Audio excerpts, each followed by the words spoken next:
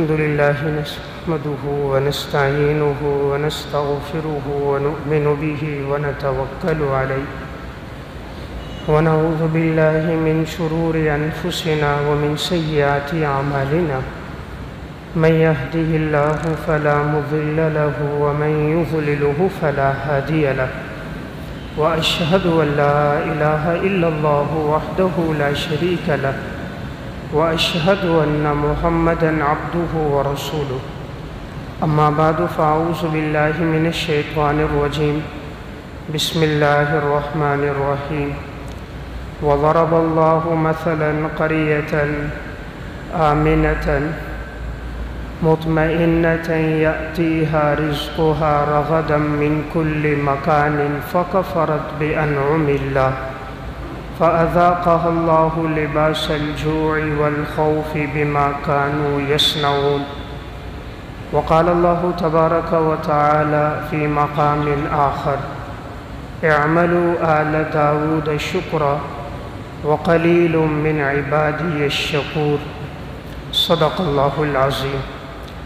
میرے انتہائی واجب الاحترام قابل صد احترام بھائیوں، دوستوں اور بزرگوں، آج 11 اگست 2023 عیسوی ہے۔ اگست کا یہ مہینہ اس اعتبار سے بڑا ہی بابرکت مہینہ ہے کہ اللہ تعالیٰ نے ہمیں 14 اگست 1947 عیسوی کو یہ ملک پاکستان کی نعمت ہمیں عطا فرمائی۔ اللہ رب العزت نے اس مملکت کی آزادی کے لیے جس دن، جس مہینے اور جس رات کا انتخاب فرمایا، وہ محض ایک اتفاق نہیں تھا بلکہ رب العالمین کی طرف سے ایک انتخاب تھا۔ اللہ تعالیٰ نے ہمیں یہ ملک عطا فرمایا 27ویں شب جمعہ کی رات 1366 ہجری 14 اگست 1947 عیسوی کو اللہ تعالیٰ نے جس مہینے کا انتخاب فرمایا وہ تمام مہینوں کا سردار ہے۔ 12 مہینوں میں سب سے بابرکت باسعادت مہینہ رمضان المبارک کا مہینہ ہے۔ رمضان المبارک کے مہینے میں بھی زیادہ فضیلت والا آخری عشرہ ہے۔ آخری عشرے میں بھی زیادہ فضیلت والی طاق راتیں ہیں، 21، 23، 25، 27 اور 29، اور ان طاق راتوں میں بھی اکثر اہل علم کے ہاں لیلۃ القدر کی رات 27ویں شب ہے۔ اکثر محدثین علماء کا اس طرف رجحان ہے۔ تو اللہ تعالیٰ نے ہمیں یہ جو مملکت عطا فرمائی 27ویں شب تھی، شب جمعہ کی رات تھی، آنے والا دن جمعۃ المبارک کا دن تھا کہ جو رمضان کے جمعوں میں بڑی اہمیت کا حامل ہے۔ اللہ تعالیٰ نے اس دن میں ہمیں یہ ملک عطا فرمایا۔ تو یہ اللہ رب العزت کا ہم سب پر بہت بڑا احسان اور بہت بڑا فضل و کرم ہے۔ پاکستان کی آزادی کیسے ہوئی تو میں تھوڑی سی مختصر تاریخ آپ کے سامنے عرض کروں گا، عہد نبوت سے لے کر پاکستان تک۔ اس مختصر تاریخ سے، جد و جہد سے اور اس کے لیے کوششوں سے اندازہ ہوگا کہ حضرات سلف نے اور اہل علم مسلمانوں نے، علماء نے، عوام الناس نے دین کے لیے، اسلام کے لیے، مذہب کے لیے اور خصوصاً بعد میں آنے والوں نے اس ملک کے لیے کتنی قربانیاں دی۔ رسول اللہ صلی اللہ علیہ وسلم کی ولادت ہوئی ہے 571 عیسوی میں، اور آپ صلی اللہ علیہ وسلم کو نبوت ملی ہے 611 عیسوی میں، 40 سال کی عمر میں۔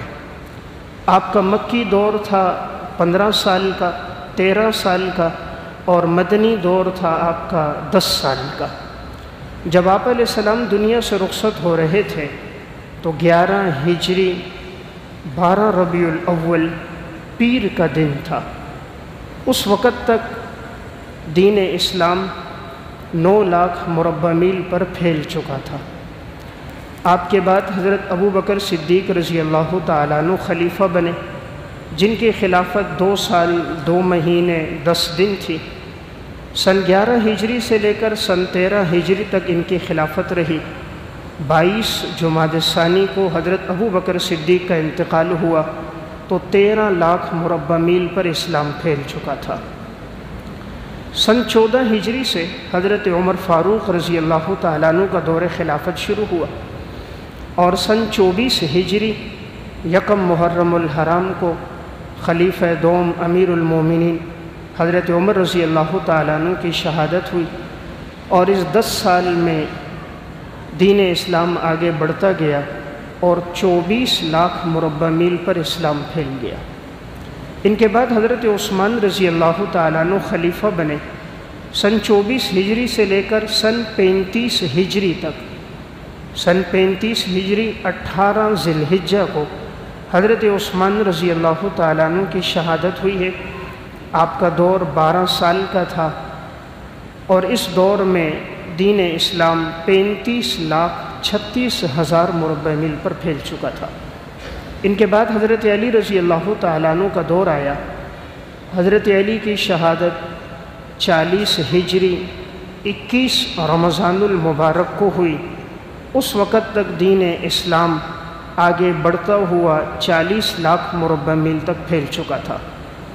6 مہینے خلافت حضرت حسن رضی اللہ تعالیٰ عنہ کی تھی، اور اس کے بعد سن 41 ہجری سے لے کر سن 60 ہجری تک حضرت امیر معاویہ رضی اللہ تعالیٰ عنہ خلیفہ تھے، اور جن کے دور خلافت میں 66 لاکھ 56 ہزار مربع میل پر اسلام پھیل چکا تھا۔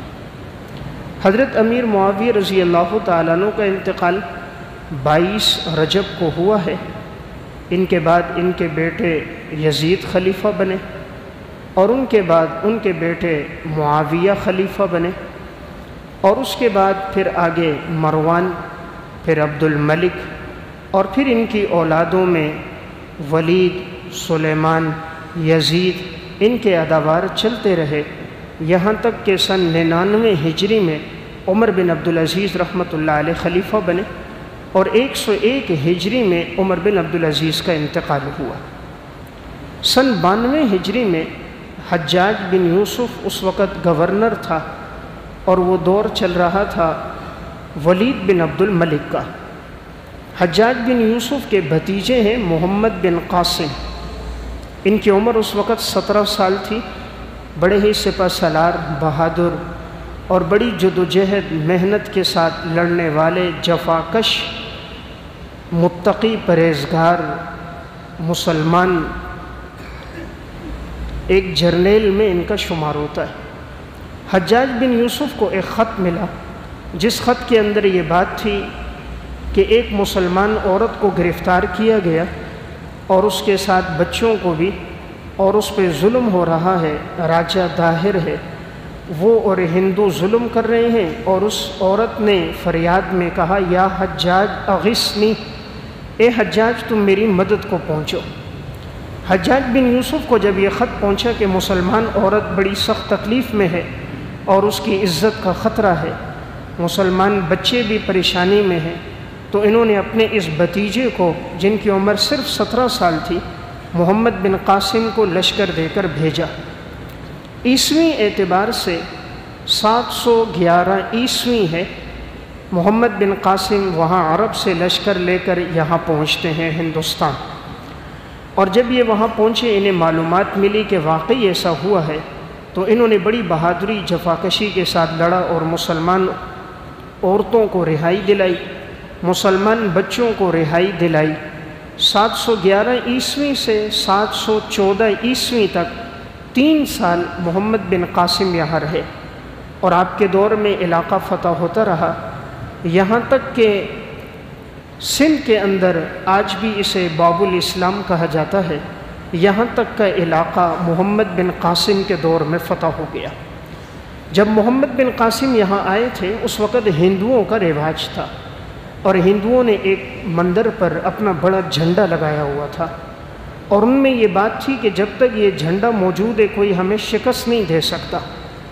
محمد بن قاسم نے کہا سب سے پہلے ان کے جھنڈے کو گرا دو کہ حاکمیت اور سلطنت صرف اللہ کی ذات کے لیے ہے، اور اس دھرتی پر قانون اسلام کا نافذ ہوگا، اور کسی مسلمان عورت کی طرف اگر کوئی میلی آنکھ سے دیکھے گا تو ہم اس کی اس آنکھ کو نکال دیں گے۔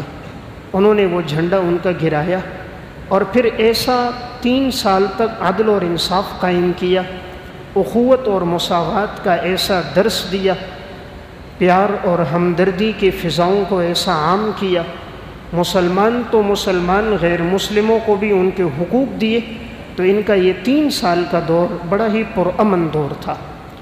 714 عیسوی تک محمد بن قاسم وہاں تھے، علاقے فتوحات میں بڑھتے گئے، مسلمانوں کی تعداد میں اضافہ ہوتا گیا۔ اس دوران حجاج بن یوسف کا انتقال ہو گیا جو ان کے چچا تھے، اور اس دور کا جو بادشاہ تھا سلیمان، ولید تھا، اس کا انتقال ہو گیا۔ اب ولید کا بھائی سلیمان بادشاہ بنا۔ یہ جو سلیمان تھا اسے حجاج بن یوسف سے ویسے ہی بڑی سخت نفرت تھی، اور یہ چاہتا تھا کسی طرح اس نے جتنے گورنر بنائے، جتنے لوگوں کو آگے بھیجا، میں ان کو اتار دوں۔ محمد بن قاسم کے ساتھ اس کی ایک دفعہ تیر اندازی ہوئی تھی، محمد بن قاسم نے اس پہ فتح پائی تھی، تو اس کے دل میں ویسے ایک کدورت تھی کہ میں جب بھی اقتدار میں آؤں گا تو میں ان کو ہٹاؤں گا۔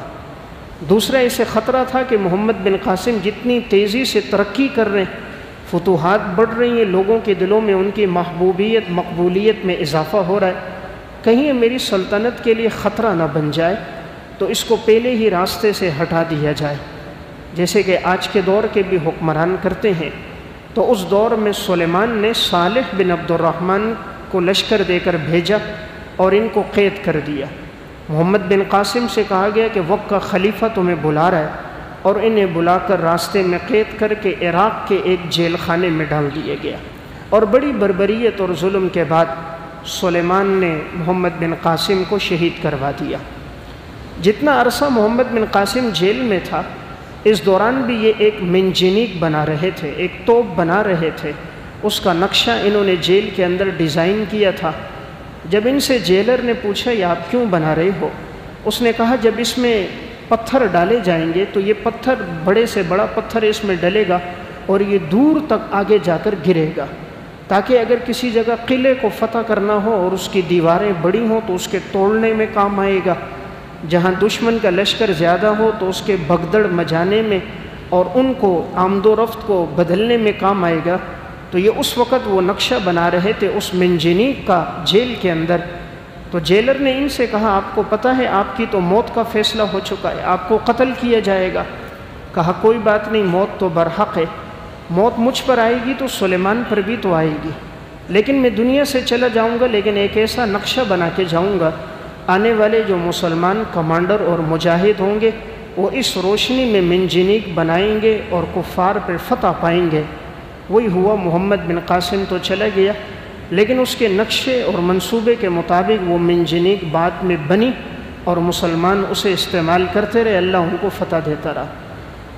تاریخ اسلامیت میں آپ جب بھی دیکھو گے مسلمان کو جب بھی نقصان پہنچایا مسلمان نے، ورنہ اسلام میں وہ طاقت، ایمان میں وہ قوت اللہ نے رکھی ہے کہ ان کو کوئی شکست نہیں دے سکتا۔ اگر مسلمان خود بکے نہیں یا اپنے ایمان کا سودا نہ کرے، یہ اولت، دولت، ثروت، منصب کی وجہ سے اسلام کو پیچھے نہ کرے، تو اسلام میں وہ قوت اللہ نے رکھی ہے، وہ جذبہ رکھا ہے کہ ان کو شکست دینا آسان کام نہیں۔ 714 عیسوی میں جب محمد بن قاسم فتوحات کے بعد جیل میں گئے اور شہادت ہو گئی، پھر ان کے بعد 1002 عیسوی میں سلطان محمود غزنوی کے والد ہیں سپکتگین، یہ افغانستان کا شہر ہے غزنی، یہ وہاں سے آئے اور انہوں نے ہندوستان میں آ کر کے اسلام کا جو پودا اس وقت پھل پھول چکا ہے اور مسلمان ترقی کر رہے ہیں، بڑھ رہے ہیں، ان کو آگے بڑھایا جائے۔ سپکتگین آئے ہندوستان میں اور انہوں نے مسلمانوں کو متحد کر کے ہندوؤں کے ساتھ دوبارہ جہاد شروع کیا۔ سبکتگین کا بیٹا تھا جسے تاریخ سلطان محمود غزنوی کہتی ہے۔ سبکتگین کے انتقال کے بعد انہوں نے اپنے بیٹے کو سپہ سالار بنایا، اور یہ وہ عظیم فاتح گزرا ہے پوری انسانیت کی تاریخ میں۔ سب سے پہلے نمبر پر فاتح ہے چنگیز خان، اور دوسرے نمبر پر فاتح ہے سلطان محمود غزنوی، اور پھر آگے سکندر ہے، اور پھر چوتھے نمبر پر یونان ہے۔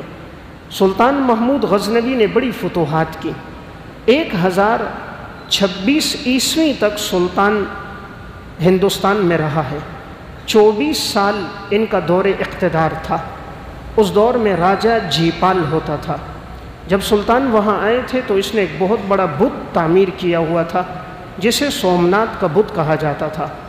سلطان کی فتوحات جب بڑھتی گئیں، مسلمانوں کو آزادی ملتی گئی، اسلام پھیلتا گیا، جب یہ اس شہر میں داخل ہو گئے تو ہندوؤں کی یہ جماعت سلطان محمود غزنوی کے پاس آئی اور ان سے کہا ہم سے سونا لے لو کہ جتنا بت کا وزن ہے اتنا ہم تمہیں سونا دیں گے، تم لے لو، ہمارے بت کو نہیں گرانا۔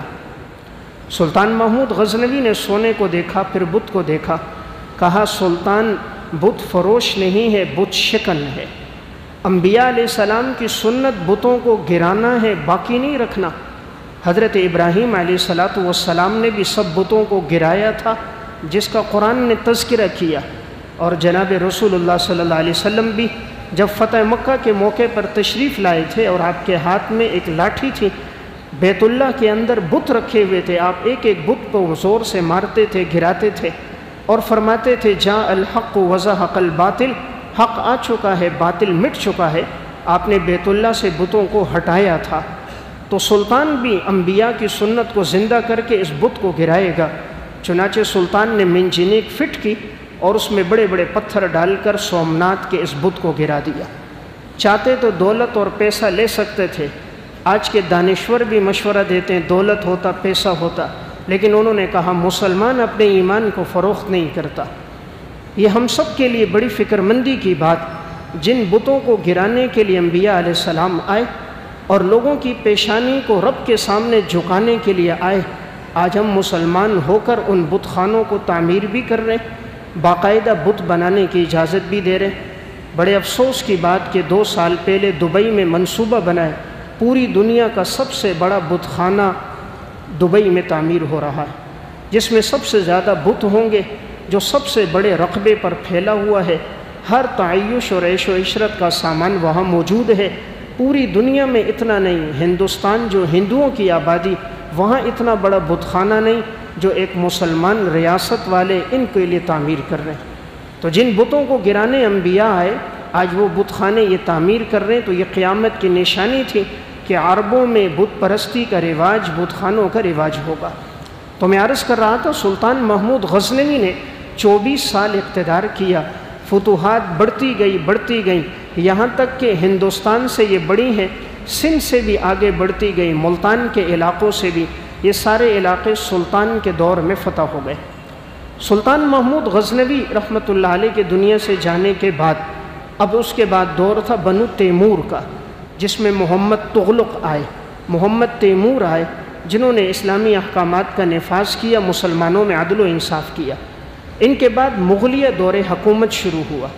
مغلیہ دور حکومت کے نامور بادشاہ گزرے ہیں شاہ جہان۔ انہوں نے اسلامی اقدار کو، احکامات کو تحفظ دیا۔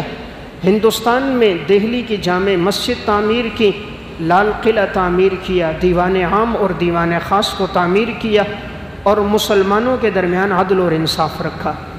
ان کے بعد پھر آگے جا کر سلطان عالمگیر بادشاہ آئے ہیں۔ سن 1117 ہجری میں سلطان کا انتقال ہوا ہے۔ یہ وہ بادشاہ ہے کہ جو اپنے ہاتھ سے قرآن کریم لکھتا تھا اور اپنے ہاتھ سے ٹوپیاں بنتا، کپڑے بنتا، اس سے جو کمائی ملتی وہ استعمال کرتا کہ میرے پیٹ میں کوئی ایک لقمہ مشتبہ نہ جائے۔ اور یہ وہ سلطان بادشاہ تھا عالمگیر۔ اس نے اپنے دور میں فتاوی ہندیہ کے نام سے 1000 سال کے دور کے جو فتاوی تھے ان سب کو اس نے اپنے دور میں جمع کروایا تھا۔ بڑا نیک صالح متقی بادشاہ گزرا ہے سلطان عالمگیر۔ مغلیہ دور حکومت کا سب سے آخری پھر بادشاہ آیا ہے، بادشاہ ظفر خان کے نام سے۔ جسے تاریخ بہادر ظفر کہتی ہے۔ ان کے دور حکومت آنے سے پہلے انگریز ہندوستان میں کیسے داخل ہوا؟ 1600 عیسوی میں ایسٹ انڈیا کمپنی کے نام سے انگریز ہندوستان میں آیا تھا، اور اس نے جتنی ساحلی پٹی تھی اس پہ اپنا قبضہ جمایا، اور اس نے لوگوں کو یہ بتایا کہ ہم تجارت اور معیشت کے لیے آئے ہیں، اور ہم چاہتے ہیں تمہارے اندر روزگار کے مواقع فراہم کریں، اور ہم تمہیں معدنیات بھی دیں گے، تمہاری ضرورت کا سامان بھی دیں گے، فیکٹریاں بھی بنائیں گے، تمہیں ملازمتیں بھی دیں گے، کاروبار بھی دیں گے۔ انگریز اور یہود کی ہر دور میں سازش رہی ہے، وہ اسلامی سرحدوں پر اور اسی طرح ساحل سمندر کی پٹیوں پر اور اہم معاشی چیزوں پر وہ قابض رہتے ہیں اور ان چیزوں کو اپنے ہاتھوں میں رکھتے ہیں۔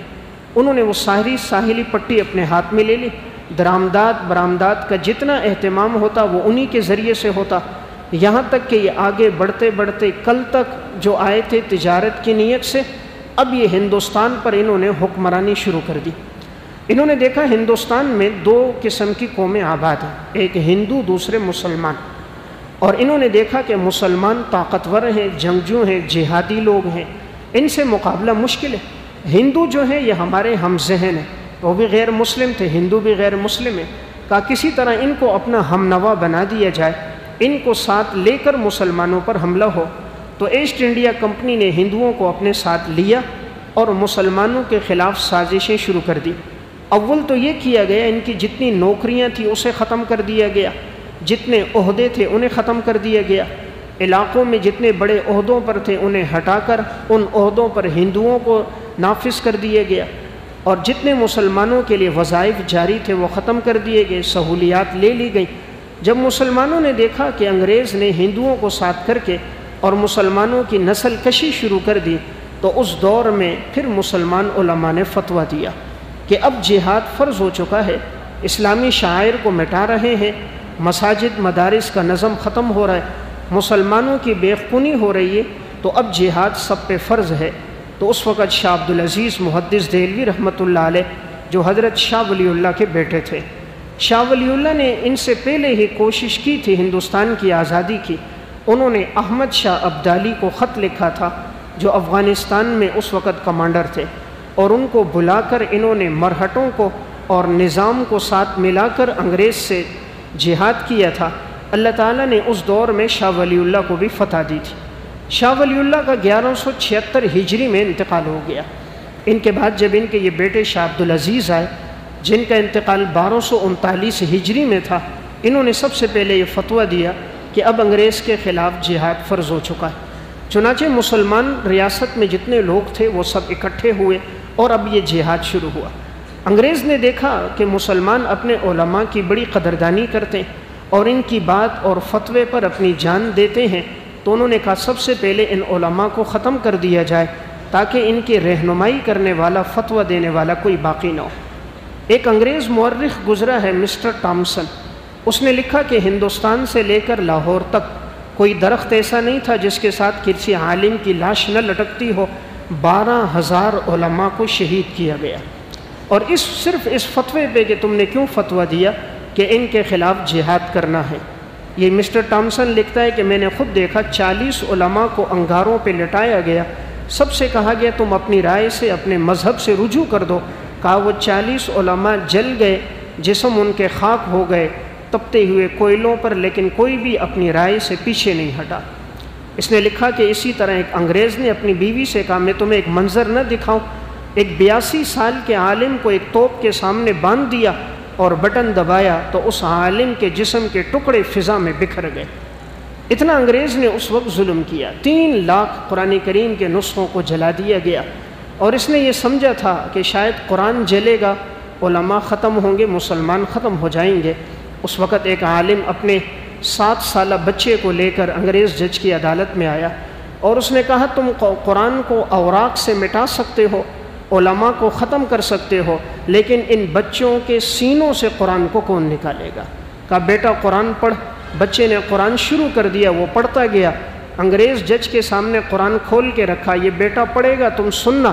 پڑھتا رہا 4.5 گھنٹے میں پورا قرآن زبانی سنا دیا۔ اس وقت اس نے کہا تھا واقعی مسلمان قوم ایسی ہے، ہم ان کی کتاب کو ختم بھی کرنا چاہیں، اوراق کو ہم جلا سکتے ہیں، سمندروں میں ڈال سکتے ہیں، ان کے سینوں سے ہم قرآن نہیں نکال سکتے۔ 1857 کی یہ جنگ آزادی ایک تحریک پاکستان کے لیے پیش خیمہ تھی۔ اس وقت اب یہ بات سامنے آئی کہ ہندوؤں نے ساتھ انگریز کا دیا، مسلمان کی نسل کشی شروع ہو گئی۔ اب ضرورت تھی ایک آزاد ریاست کی جہاں پر مسلمان آزادی سے اللہ اور اس کے رسول کے احکامات کو پورا کریں۔ سب سے پہلے یہ آزادی کا تصور دیا حکیم الامت مجدد ملت مولانا اشرف علی تھانوی صاحب رحمۃ اللہ علیہ۔ حضرت نے فرمایا مسلمانوں کے لیے ایک آزاد ریاست ہو جہاں پر وہ اسلامی احکامات پر عمل کریں۔ اس بات کو حضرت مولانا عبد الماجد دریابادی نے معاصر حکیم الامت میں نقل کیا۔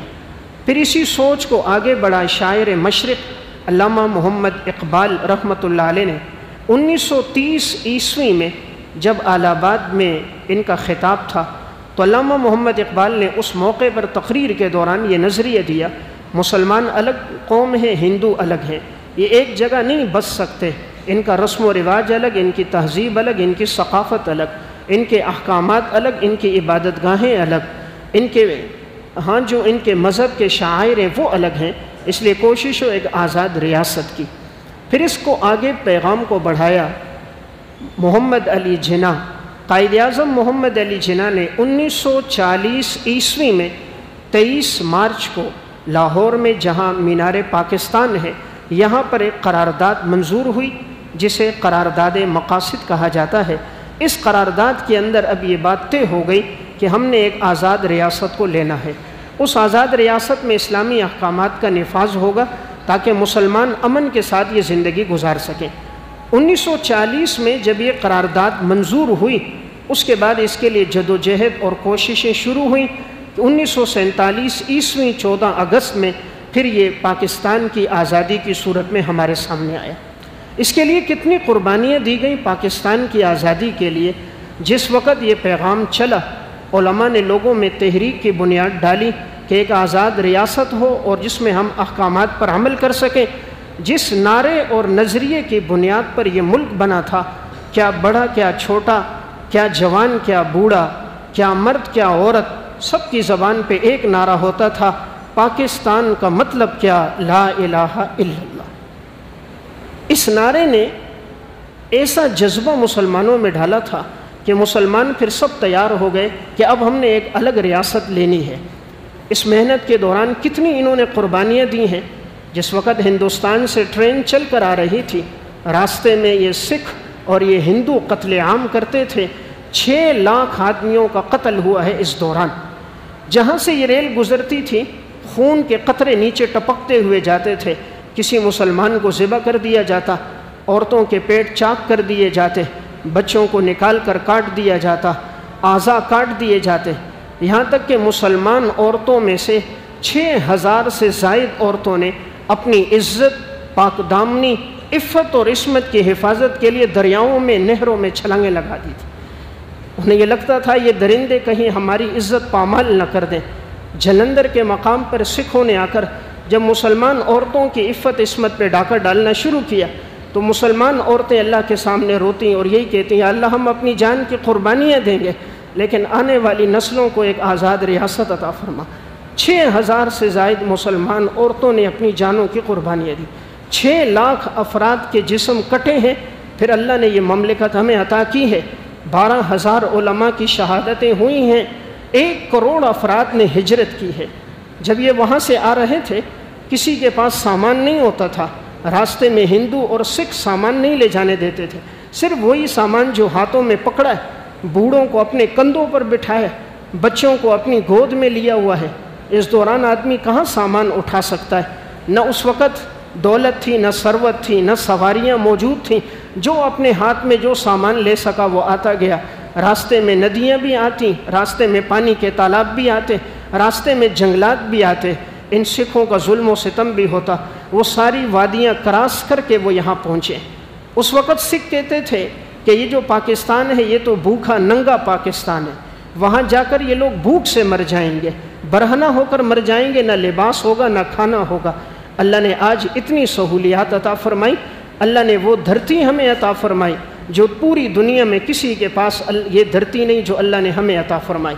پاکستان کا معنی ہی کیا ہے؟ پاک رہنے والوں کی بستی، پاک رہنے والے مسلمان، یہ ان کی بستی ہے اللہ نے دی۔ اللہ نے وہ ملک عطا فرمایا جس میں آج چاروں موسم موجود ہیں۔ دنیا میں کسی ملک میں جاؤ، چاروں موسم میں ہو بہت مشکل ہے۔ وہاں 7-8 مہینے سردی ہوتی ہے۔ آج بھی امریکہ میں 7 مہینے سردی ہے، برطانیہ میں 8 ماہ سردی، اتنی برف باری، مہینوں لوگوں کے لیے نکلنا مشکل۔ اللہ نے ہمیں سردی بھی، بہار بھی، خزاں بھی، چاروں موسم عطا فرمائے۔ اللہ نے ملک ایسا دیا جو معدنیات سے بالکل پر تھا۔ آج بھی بلوچستان کے اندر جو ذخائر گیس اور تیل کے موجود ہیں، اگر ان کو نکال دیا جائے اور تقسیم کیا جائے وسیع پیمانے پر اور اس کو نیک نیتی کے ساتھ بغیر کرپشن کے، تو پاکستان آج بھی اتنا مضبوط ہے کہ یہ پوری دنیا میں گیس سپلائی کر سکتا ہے۔ آج ہمارے پاس تھر میں اتنا کوئلہ موجود ہے کہ اگر اسے نکالا جائے اتنی بجلی بن جائے گی، صرف پاکستان نہیں، یہ دنیا کے 5 بڑے ممالک کو بجلی فراہم کر سکتا ہے۔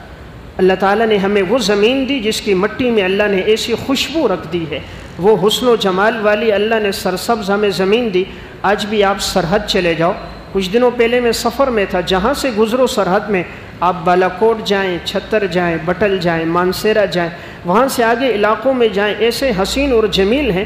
اللہ نے وہ حسن دیا ہے کہ جنت کی نظیر وہ پیش کر رہے ہیں۔ لیکن چونکہ ہمارے ہاں سیاحت کا نظم نہیں ہے، آنے والوں کو امن فراہم نہیں کیا جاتا، سہولیات عطا نہیں کی جاتی، سڑکیں تعمیر نہیں کی جاتی، اچھے کھانے فراہم نہیں ہوتے، ورنہ سیاحت کے ذریعے بھی اربوں روپے کی آمدنی ہو سکے۔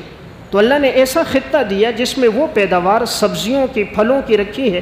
اس وقت سب سے زیادہ پوری دنیا میں 5ویں نمبر پر ہمارا ملک ہے، جو چاول کے اندر، آم کے اندر، کھجور کے اندر، سبزیوں میں پوری دنیا کو فراہم کرنے میں 5ویں نمبر پر ہے۔ اللہ نے جو ہمیں آم کی پیداوار دی ہے، پوری دنیا کا آم کھائیں وہ ذائقہ نہیں جو اللہ نے اس مٹی کی خوشبو میں رکھا۔ ساری دنیا کے چاول ایک طرف کرے، گجراوالا کا چاول ایک طرف کرے، اس کی جو خوشبو، یہاں کے پکنے والے چاولوں میں جو ذائقہ ساری دنیا میں موجود نہیں۔ یہاں کا پھول ایک طرف رکھو، دوسری طرف پھول پر پوری اسپرے کی بوتل خالی کر دو، اس میں وہ خوشبو نہیں جو یہاں کی مٹی اور دھرتی میں اللہ نے رکھی تھی۔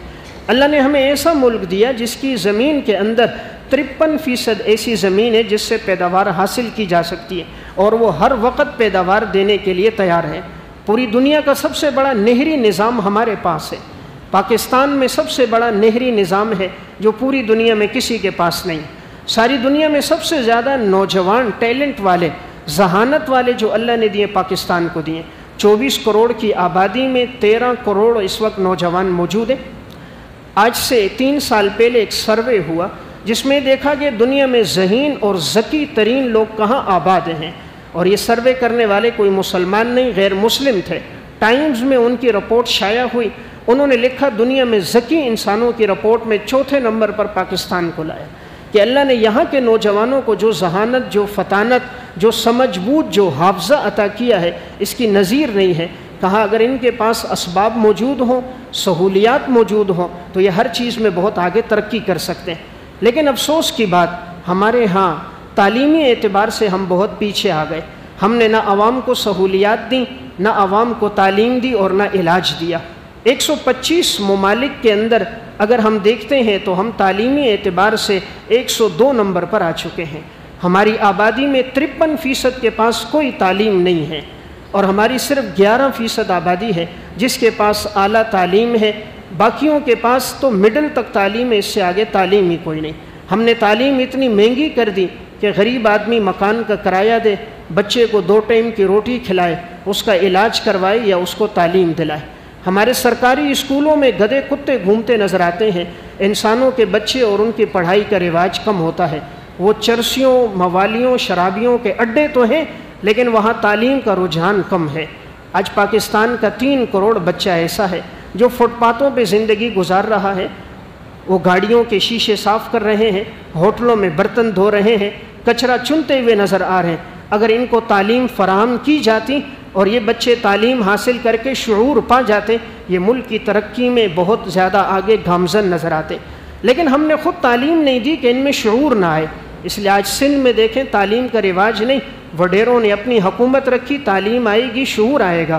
بس ان کو قومیت میں، لسانیت میں، عصبیت میں جوڑ دیا، اسلام کی سوچ سے ان کو بہت دور کر دیا، محبت اپنائیت ختم کر دی، زبان اور لسانیت پر گروہ اور تنظیمیں بننا شروع ہو گئی، اس لیے ہم پیچھے ہٹتے گئے۔ تو میں نے عرض کیا اللہ نے جو ریاست ہمیں دی تھی وہ ایسی دی کہ ساری دنیا میں اس کی نظیر نہیں، اور اللہ نے ایسے مسلمان قوموں کے اندر ایسا جذبہ رکھا تھا۔ جس وقت یہ تحریک آزادی شروع تھی اور اس وقت جو ان کی قربانیاں سامنے آ رہی تھیں، آج بھی تاریخ کے اوراق پلٹے انسان حیران ہوتا ہے مسلمانوں میں کیسا جذبہ ہے۔ جب 1965 کی جنگ آزادی تھی اور اس وقت ہندوستان کے وزیر داخلہ نے کہا تھا ہم اگلے دن لاہور پہنچیں گے، صبح کا ناشتہ وہاں کریں گے، مسلمانوں کے ان تمام تعمیرات پر اپنے ہم جھنڈے بلند کر دیں گے۔ 17 دن یہ جنگ رہی ہے، 1965 کی جنگ، لیکن تاریخ نے یہ بتایا ان 17 دنوں میں ہمارے ملک میں ایک چوری کا واقعہ نہیں ہوا، ایک ڈکیتی کا واقعہ نہیں ہوا، ایک شراب نوشی کا واقعہ نہیں ہوا، ایک زنا کا واقعہ نہیں ہوا۔ کیا مرد، کیا عورت، کیا جوان، کیا بچے، سب اتنی بہادری کے ساتھ اس 1965 کی جنگ آزادی میں لڑے ہیں، جہاں بھارت کے پاس 7 گنا زیادہ اسلحہ، 7 گنا زیادہ افرادی قوت تھی۔ مسلمانوں کے پاس اس وقت پاکستان میں اتنی افرادی قوت نہیں تھی، لیکن ایک جذبہ جہاد تھا۔ اس 17 دنوں میں وہ مثالیں قائم ہو گئی جہاں سے پاک فوج کے نوجوان گزرتے تھے، عورتیں ان پر پھول ڈالتی تھیں کہ آپ جوانی کے ساتھ بہادری سے لڑو، جس چیز کی ضرورت ہوگی ہم پیش کریں گے۔ اس وقت غذا کی قلت ہو گئی، ایک اعلان ہوا کھانا کم ہے، گندم کم ہو گئی ہے، جو سرحدوں پہ لڑ رہے ہیں جس کے گھر میں گندم ہو، آٹا ہو، وہ لے کر آئے۔ جب یہ اعلان ہونا تھا لاہور میں، عورتیں اپنی جھولیوں میں آٹا لے کر، کوئی 5 کلو، کوئی 10 کلو، بچے اپنے ہاتھوں میں لے کر، کوئی اپنی کاغذوں میں اور کوئی اپنی چادروں میں لے کر یہ آٹا لے کر پہنچے تھے۔ اتنا ذخیرہ جمع ہو گیا تھا کہ اگر 2 مہینے بھی کھایا جاتا تو کم نہ ہوتا۔ جب یہ بات سامنے آئی کہ اس دوران بہت سے زخمی ہو گئے، انہیں خون کی ضرورت ہے، اور جن گھروں میں نوجوان ہیں خون دینا چاہتے ہیں وہ خون دینے کے لیے آ جائیں۔ لاہور کے باہر ہسپتالوں میں لائنیں لگ گئی، ان کے پاس سرنجیں ختم ہو گئیں، آلات ختم ہو گئے، کس میں محفوظ کیا جائے۔ اس دور میں ایسے جدید آلات تو موجود نہیں تھے، جو خون بآسانی وہ رکھ سکتے تھے وہ اپنے پاس محفوظ کیا، اور پھر کہا ہمیں دوبارہ ضرورت پڑی ہم تمہیں بلائیں گے، ہر ایک کا نام لکھ کر اسے واپس بھیج دیا گیا۔ اس جہاد کے دوران کسی کے پاس کدالیں ہوتی، کسی کے پاس لکڑیاں اور گینتیاں، کلہاڑیاں ہوتی، انہوں نے وہ مقابلہ کیا۔ تاریخ انسانیت کو صحابہ اور سلف کا دور یاد آ گیا، جنگوں کے سامنے بم باندھ کر ٹینکوں کے سامنے لیٹے ہیں۔ 1965 کی جنگ میں اس سے پہلے تاریخ نے نہیں دیکھا تھا کوئی ایسا بھی ہوتا ہے جو اپنے جسم کے ساتھ بھی بم باندھتا ہو۔ صحابہ کی یاد تازہ آ گئی تھی۔ تو میں عرض کرنا چاہ رہا تھا اللہ نے مسلمانوں میں بڑا جذبہ رکھا، اور جہاد جذبوں سے ہوتا ہے، ہتھیاروں سے نہیں، اور جذبوں کو کوئی شکست نہیں دے سکتا۔ مسلمان میں ایمان کا جذبہ ہے، تو جہاں دیکھو شکست کی بات آئی ہے وہ مسلمان نے غداری کی۔ تو میں نے عرض کیا محمد بن قاسم سے ہوا، غداری کرنے والا سلیمان تھا، اور جب سراج الدولہ کو شہید کیا گیا 1857 عیسوی میں انگریز کے خلاف، جب یہ اکٹھے کھڑے ہوئے تو میر جعفر غداری کرنے والا جس نے پیسے لے کر غداری کی شہید کروایا، نام لیوا مسلمان تھا۔ اور جب ٹیپو سلطان آئے، میسور کی 3 جنگیں ہوئی، تینوں میں فتح ہو گئی۔ انگریز کو معلوم تھا اس کا مقابلہ نہیں ہو سکتا۔ یہ وہ بہادر انسان تھے جس کا قول آج بھی تاریخ کے اوراق پر موجود ہے، فرماتے تھے شیر کی 1 دن کی زندگی گیدڑ کی 100 سالہ زندگی سے بہتر ہے۔ جب انہوں نے دیکھا ٹیپو سلطان سے مقابلہ مشکل ہے تو انہوں نے ایک نام نہاد مسلمان غدار میر صادق کو کھڑا کیا، اور اسے رشوت دی گئی، اور اس بدبخت نے غداری کر کے ٹیپو سلطان کو شہید کروا دیا۔ سید احمد شہید اور شاہ اسماعیل شہید جن کی بالاکوٹ میں شہادت ہوئی، آج بھی ان کی قبریں بالاکوٹ میں موجود ہیں، غداری کرنے والے مسلمان تھے۔ تو میں عرض کر رہا تھا اللہ نے ایمان اور اسلام میں بڑی قوت رکھی ہے، مسلمان کو کوئی شکست نہ دے سکا، کیونکہ مسلمان ایمان کے جذبے پہ لڑتا ہے۔ صحابہ کی قربانیاں آپ دیکھیں، 30 آدمی 30,000 سے مقابلہ کرتے تھے اور اللہ ان کو فتح دے رہا ہوتا تھا۔ خلیفہ معتصم باللہ کا دور تھا۔ الکامل فی التاریخ میں ابن اسیر نے واقعہ لکھا، ایک مسلمان لڑکی قید ہو گئی، اس نے وہاں سے خط لکھ کر بھیجا معتصم مجھے رہا کروا۔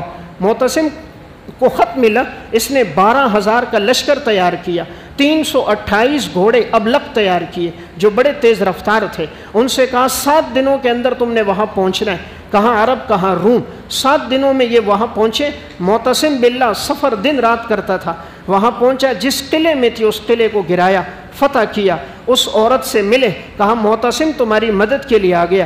2 رکعت نماز پڑھی, اللہ کا شکر ادا کیا کہ اللہ نے مجھے یہ توفیق عطا فرمائی.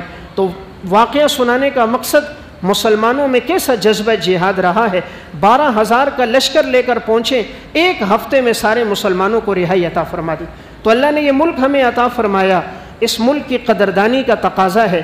آنے والی 14 اگست میں بجائے اس کے کہ اپنے موٹر سائیکلوں کے سلنسر کھول دیے جائیں, فحاشی اور یعنی بے حیائی ہو, ناچ گانے کا رواج ہو, جو اس وقت ہمارے ملک میں ایک کلچر بن رہا ہے کہ اس دوران گانا چلتا ہے, موسیقی ہوتی ہے, نوجوان ناچتے ہیں, یہ اللہ کا شکر ادا کرنا چاہیے. اللہ نے ہمیں ایک عظیم اسلامی ریاست دی, آزادی عطا فرمائی. آزادی کی نعمت کشمیر کے نوجوانوں سے پوچھو, آزادی کی نعمت کشمیر کے مسلمانوں سے پوچھو کتنی بڑی نعمت ہے. آزادی فلسطین کے مسلمانوں سے پوچھو کتنی بڑی نعمت ہے. آج وہ مسجد اقصیٰ میں نماز نہیں پڑھ سکتے, وہ جہاں پہنچتے ہیں یہ درندے آ جاتے ہیں, ان کے گھروں کو گرا دیا, مسمار کر دیا. ہر قسم کی ان کے پاس تمام سازشیں, ہتھیار موجود ہیں, اور ان کے پاس آگے لڑنے کے لیے غلیل میں پتھر ہیں, اور وہ ان سے مقابلہ کر رہے ہیں. لیکن الحمدللہ پھر بھی مقابلے میں پیچھے نہیں ہٹتے. ان سے پوچھیں آزادی کتنی بڑی نعمت ہے. عراق میں رہنے والے, افغانستان میں رہنے والے, ان سے معلوم کریں کتنی بڑی نعمت ہے. اللہ نے ہمیں آزاد ریاست دی. 14 اگست کا تقاضا, ہم 2 رکعت شکرانے کے نفل پڑھیں, اللہ کے نام پہ صدقہ دیں. یا اللہ آپ نے ہمیں یہ آزاد ریاست عطا فرمائی, ہمیں غلامی سے بچایا, وہ ملک عطا فرمایا جہاں گلی کوچوں سے گزرو اللہ اکبر کی صدا بلند ہوتی ہے. یہ مسجدوں کے بلند عمارات اور یہ مسجدوں کے بلند مینار, یہ محرابیں, یہ صدائیں, رمضان میں ہونے والی یہ تلاوتیں, اللہ کا شکر ہے ہم ہندوستان میں نہیں, ورنہ جہاں سے گزرتے مندر نظر آتے, جہاں سے گزرتے گائیں کو سجدہ ہوتا, مندر کو سجدہ ہوتا نظر آتا. اللہ کا شکر اسلام دیا, ورنہ گائیں کا پیشاب پیتے پیتے زندگی گزر جاتی. رب کا شکر ہے اس نے آزادی کی نعمت دی. آج ہمارے ملک میں مذہبی آزادی ہے الحمدللہ. مدارس کا نظام, مساجد کا نظام, دعوت و تبلیغ کا نظام ہے. پوری دنیا میں مسلمان یہاں سے پھیل رہے ہیں. مسلمانوں کی تعداد دن بدن بڑھتی جا رہی ہے, حفاظ کی تعداد بڑھ رہی ہے. گزشتہ سال 3,24,000 حفاظ ایک سال میں بنے. 3 لاکھ حفاظ ایک سال میں تیار ہو گئے. ہر سال جو علماء تیار ہو رہے ہیں, جو حفاظ ہو رہے ہیں, پوری دنیا میں جو محنت ہو رہی ہے اس کے علاوہ ہے. یہ اللہ کا شکر ہے. اللہ نے ہمیں ایک عظیم ریاست دی, اس پر ہم شکر ادا کریں. دعا کریں کہ اللہ تعالی ہمیں کوئی عظیم قائد بھی عطا فرما دے, جو حضرات خلفائے راشدین عمر بن عبدالعزیز کے طرز حکومت پر آ کر عدل اور انصاف کا نظام قائم کر کے, کرپشن کو ختم کر کے اسلامی احکامات کا نفاذ کرے. اللہ ہم سب کو عمل کی توفیق